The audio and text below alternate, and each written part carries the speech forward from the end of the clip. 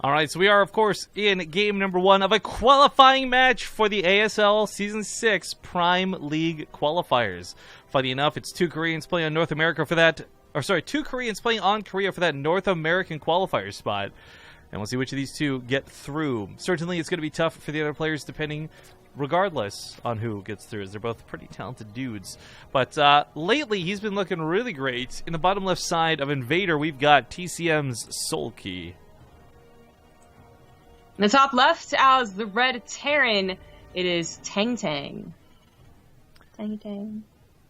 The TANGTANG is in a bit of a weird spot for me, because I know he used to be pretty good, and we actually would see him get pretty far in a lot of tournaments, but not to be too pessimistic, but he has not been performing so hot lately.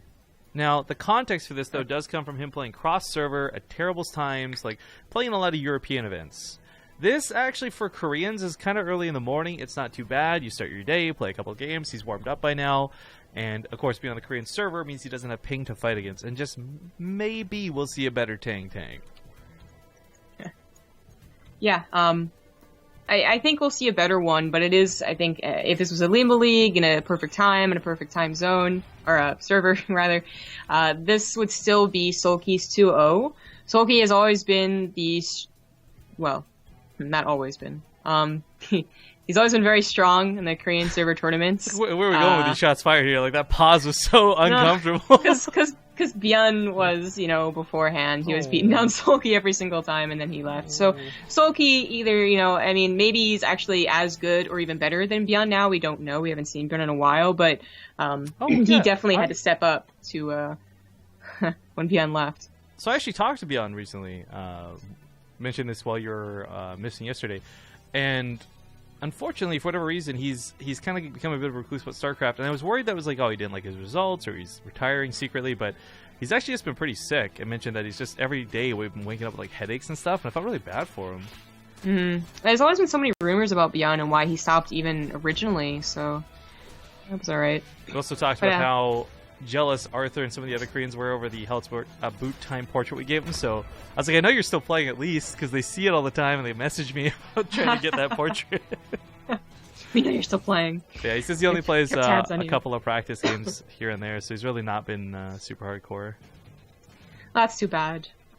But regardless, Soulkey has been the dominating player in the Lima League for certain, and then even in a lot of the other qualifiers that happen for Koreans, like the Ting Qualifier and whatnot. So that's why I anticipate him getting through here.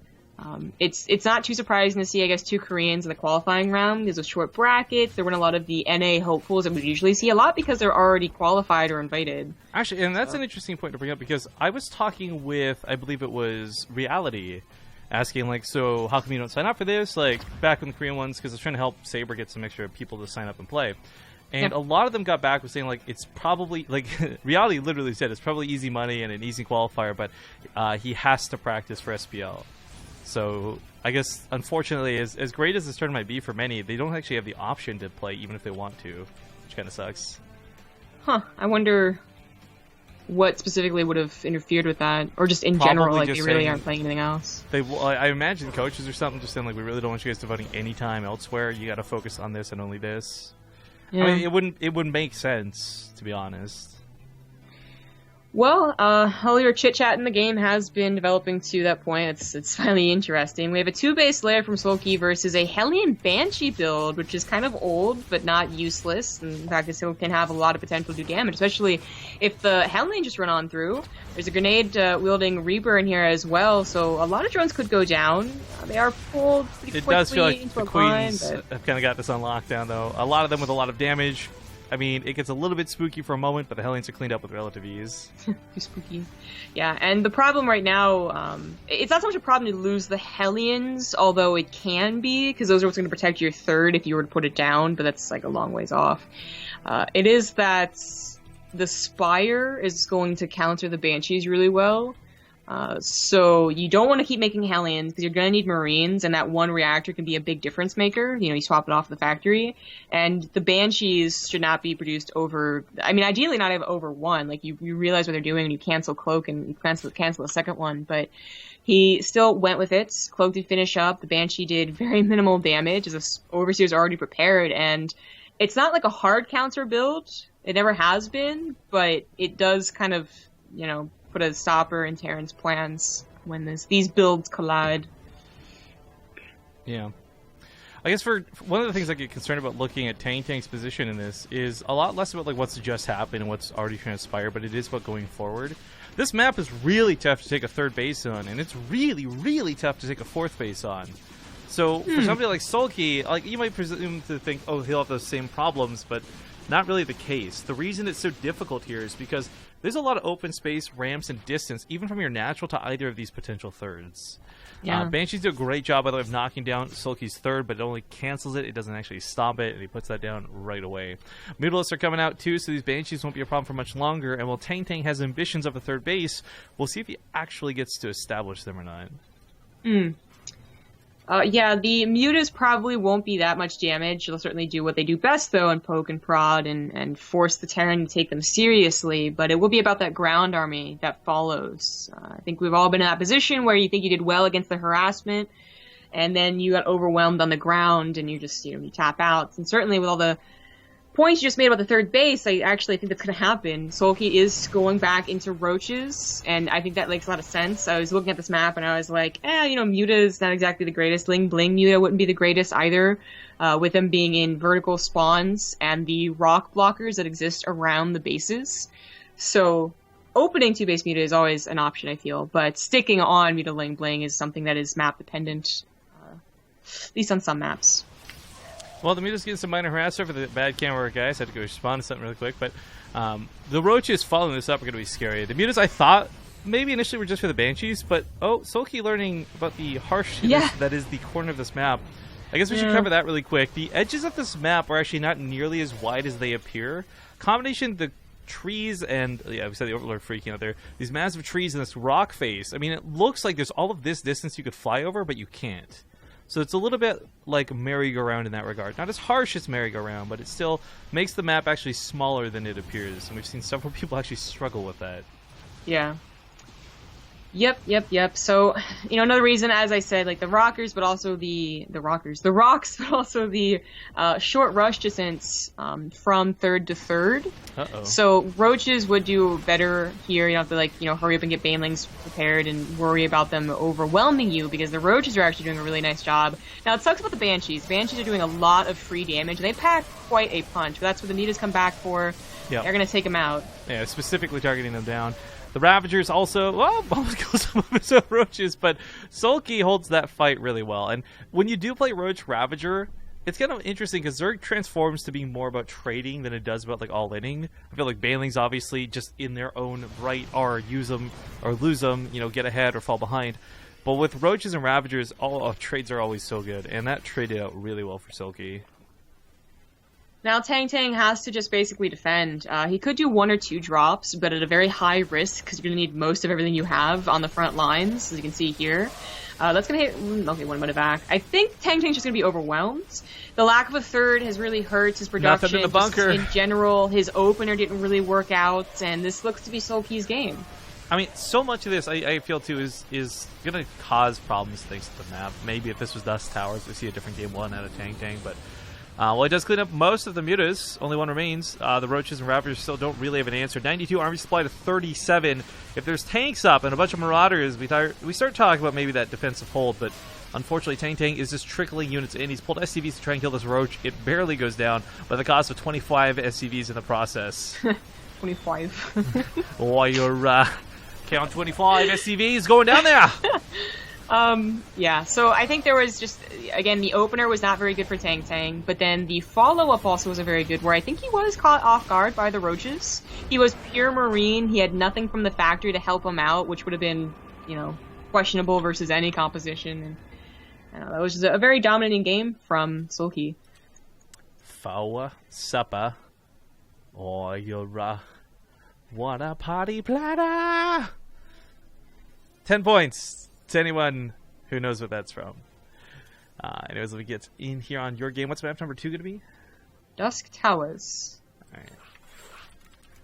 And I have made, in the process of doing many little minuscule edits over the last hour and a half of casting, a save it or shave it sign. put that up on stream here in a sec. Where did I put this? Where did I save this to? Like, there we go. So, what we're gonna do, I was talking to Zombie about this during the break, actually. Oh, it is Dust Towers. Cool. Whenever they're ready. Basically, any money we raise to shave it or save it will determine whether I shave this thing, first off, before we go to Texas or at all. But then secondly, money we'll put towards trying to take BaseTradeTV fans out to a dinner in DreamHack Austin. So more on that afterwards. Go to these intros. We'll see you soon. Do you see this emoticon in Twitch chat? This MNG chill? Yeah. It kind of looks like yours. Like, it looks like the Ace Food emote, like pretty identical and close to it.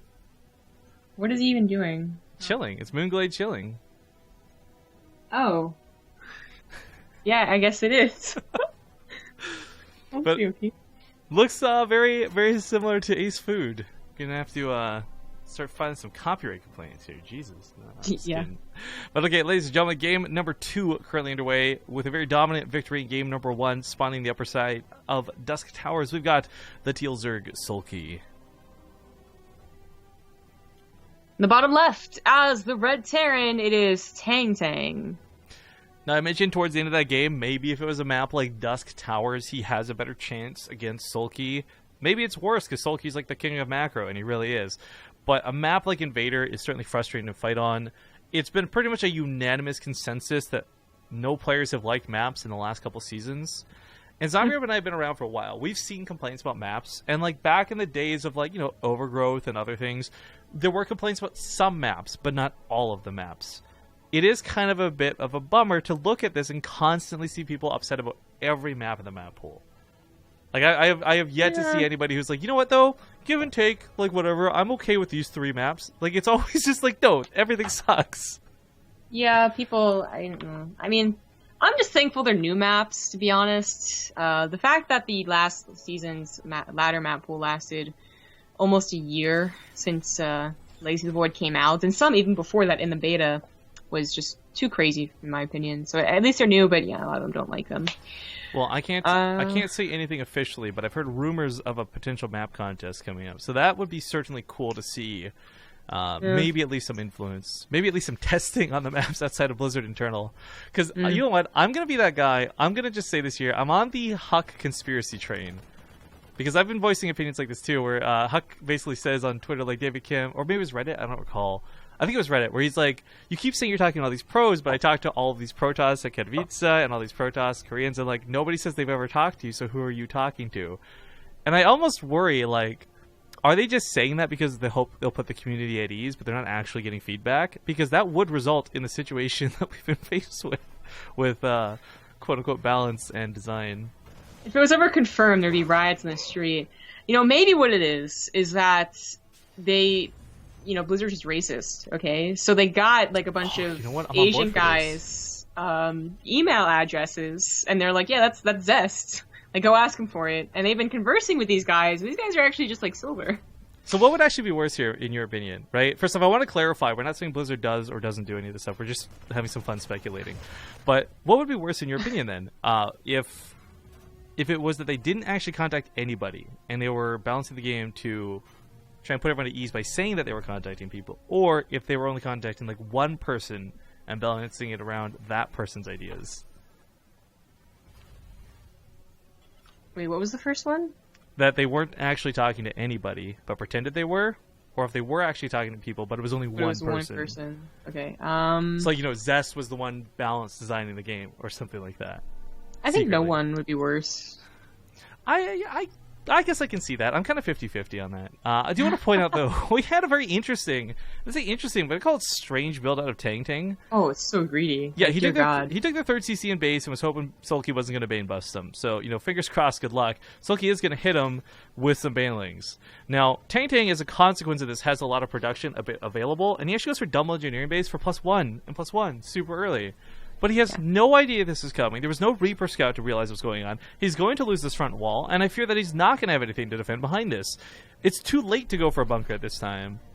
So it's also kind of questionable is that he didn't go for a factory. Even like back in the day in Heart of the Storm when 3cc was the norm, it was with a factory. So you would have at least a couple of Hellions to help defend or scout this coming with having no map presence and nothing to really like, you know, rely on your micro with. It's going to focus the Banes, but actually the Zerglings hurt Soulkey here a little bit, but not enough. Yeah.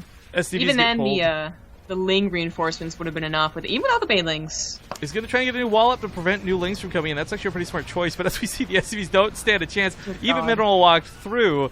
The argument can be made 3CCs will help make up the damage as 3CCs can drop a lot of mules, but this barracks is burning. The depots are about to break once again, and TANGTANG has no units to fight with. Yeah. He has almost sick production. I mean, like 4, 6, 7, 8 Marines at a time. And he could have lost like 30 SCVs and still recovered, but he lost more than that. Nah, GG. And Soulkey will qualify through for ASL Prime Season 6. That being said, here's the ASL video, guys, as we get out of game.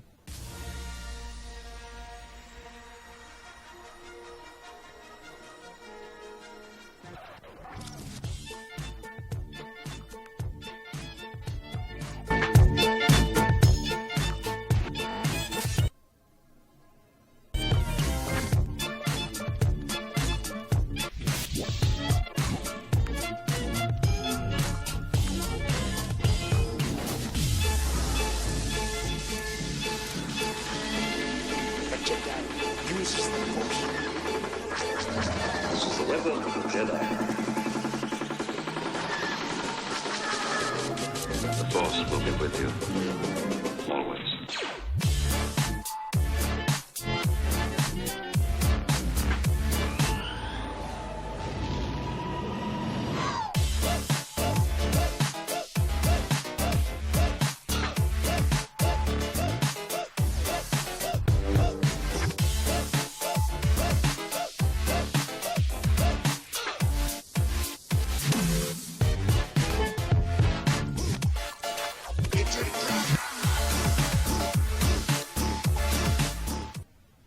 Alright, of course, that video is there to show you guys that ASL is coming back to Twitch for Season 6.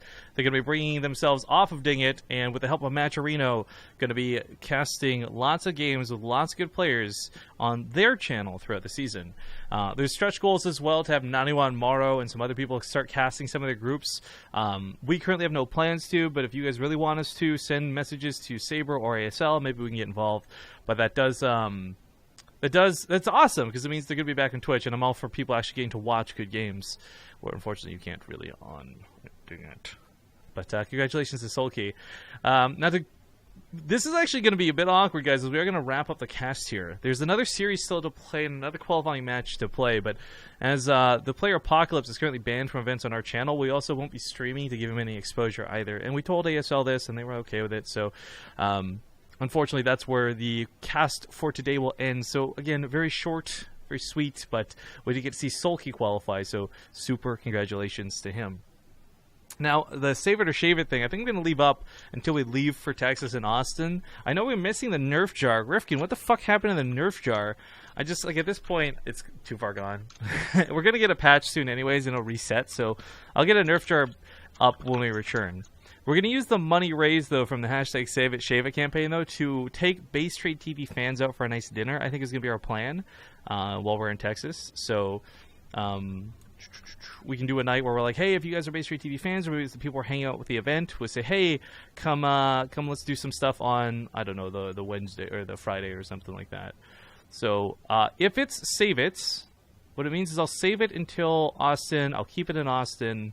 And then whatever. If it's shave it, then we'll shave it off while we're in Austin, and you guys can watch Zombie Grub mutilate my face with like a razor blade or something, or we'll get an electric shaver. Actually, I don't trust you. But yeah, so that's the direction we'll take. Save it or shave it. Okay, so the Save It or Shave It campaign. Anything you donate, it doesn't have to be on account of this, but donations from here till Austin will go directly towards this fund. And if you want to hashtag Save It or hashtag Shave It, just let us know in donation messages. But that's going to wrap things up for us today. So we're going to go to an ad break to end things. I'm going to talk to Soundgroup and see what she wants to do. It's a short day, so I mean, we could certainly cast or play or do something else. But we'll see you guys here in 2 minutes. Thanks for watching.